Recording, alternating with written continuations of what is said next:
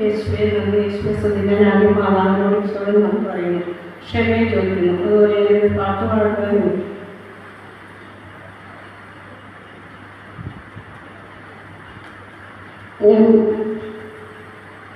എൻ്റെ ചേച്ചിക്കും എൻ്റെ മോൾക്കും വേണ്ടിയാണ് എനിക്ക് സാക്ഷ്യം പറയുന്നത്.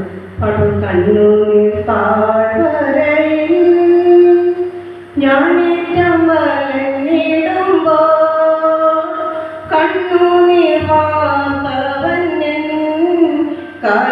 കാര്യം നടത്തി തരും. നമ്മളെന്ത് ആവശ്യപ്പെട്ടാലും മാതാവും ഈശോയും നടത്തി തരും.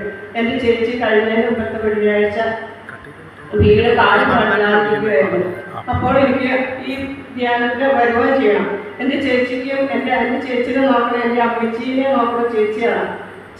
അമ്മച്ചി തീരെ കിടപ്പാണ്. അപ്പം നോക്കാതിരിക്കാനും പറ്റാതെ വന്നുകൊണ്ട് ആകെ വിഷമിച്ച് എനിക്ക് കിരീടം വെച്ച അമ്മ എനിക്ക് നിന്റെ എന്നെടുത്ത് വരണം. അതുകൊണ്ട് ഞാൻ ആ വീട്ടിലെ പണിയെല്ലാം കഴിച്ചു വെച്ചു. അമ്മച്ചിയുടെ അനിയത്തിയും വീട് കാലുപാടില്ലാതിരിക്കുക. 3 രോഗികളായിരുന്നു അമ്മ വീട്ടിൽ.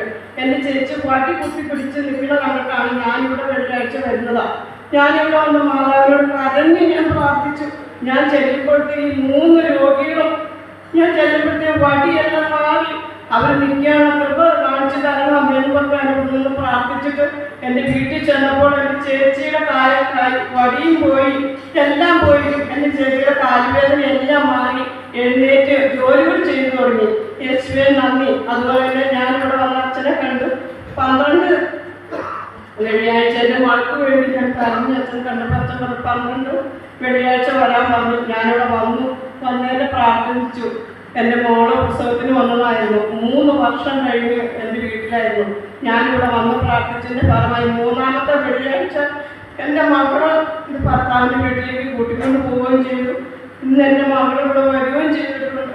അതുപോലെ ഞാൻ 5 പേരുടെ അച്ഛൻ പറഞ്ഞ പോലെ ഈ മാതാവിൻ്റെ സന്ധിയിൽ ഞാൻ ഇവിടെ കൊണ്ടുവന്നത്. യേശുവേ നന്ദി, ഈശോയെ നന്ദി, പരിശുദ്ധ അമ്മയെ നന്ദി.